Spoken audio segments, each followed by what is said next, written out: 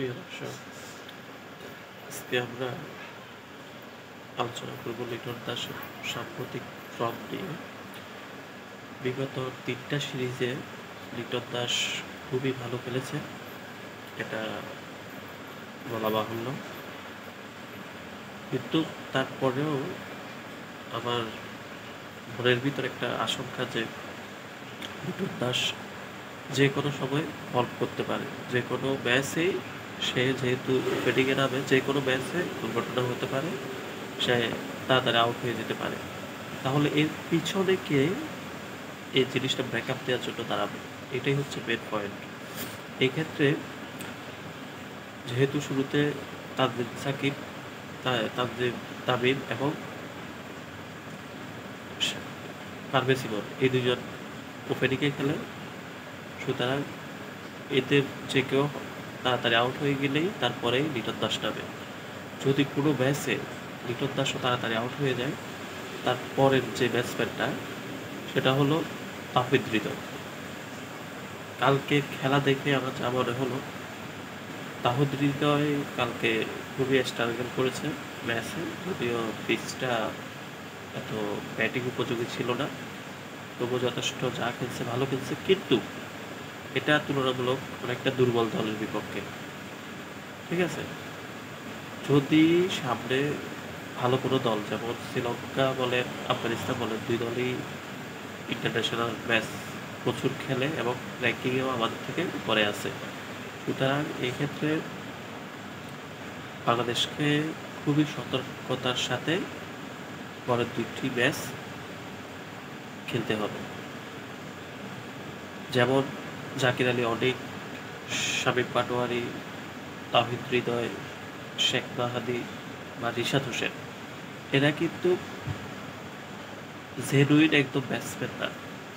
ঠিক আছে, এরা হচ্ছে মোটামুটি একদম আহামরি, তাদের স্ট্রাইক রেট ভালো এমনটা না। এই ক্ষেত্রে অবশ্যই ওদেরকে দায়িত্ব নিয়ে খেলতে হবে। এই 4 জনের মধ্যে যে কোনো 1-2 জনকে দায়িত্ব নিয়ে যদি কখনো আমাদের ওপেনিং এবং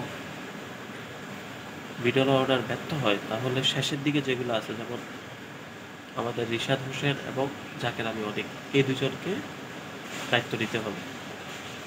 বাংলাদেশের এই দায়িত্ব নেওয়ার মন মানসিকতাটা খুব দ্রুত তৈরি হওয়া দরকার, নাহলে নেক্সট যে 2টা ম্যাচ আছে আমাদের শ্রীলঙ্কা এবং পাকিস্তানের বিপক্ষে, এই 2টা ম্যাচে আমাদের জন্য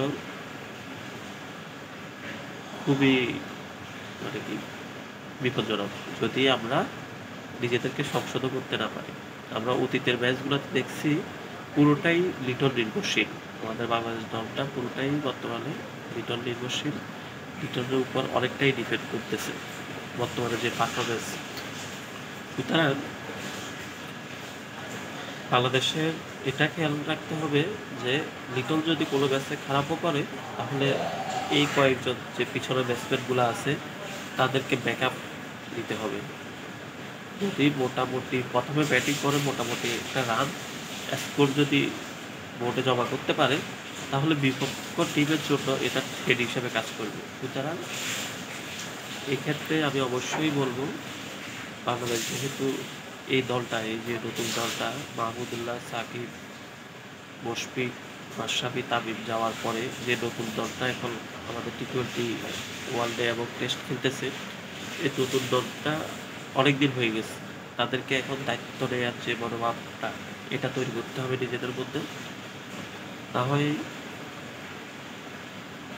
যে আমরা যেমন এই যে হংকংয়ের সাথে আমরা আগের বিশ্বকাপে হেরেছি, ঠিক আছে, সুতরাং যদি দায়িত্ববোধ, যেমন কালকে যে লিটনের যে দায়িত্বটা ছিল অধিনায়ক হিসেবে বলেন, ওপেনিং ব্যাটসম্যান হিসেবে বলেন, সে যথেষ্ট ভালো খেলেছে, সে তার দায়িত্বের প্রতি সতর্ক ছিল, তার যে দায়িত্ব সে সুষ্ঠুভাবে পালন করেছে। কেন বলবো, সে যেমন অধিনায়ক হিসেবে সফল, কালকে সে ব্যাটসম্যান হিসেবেও সফল।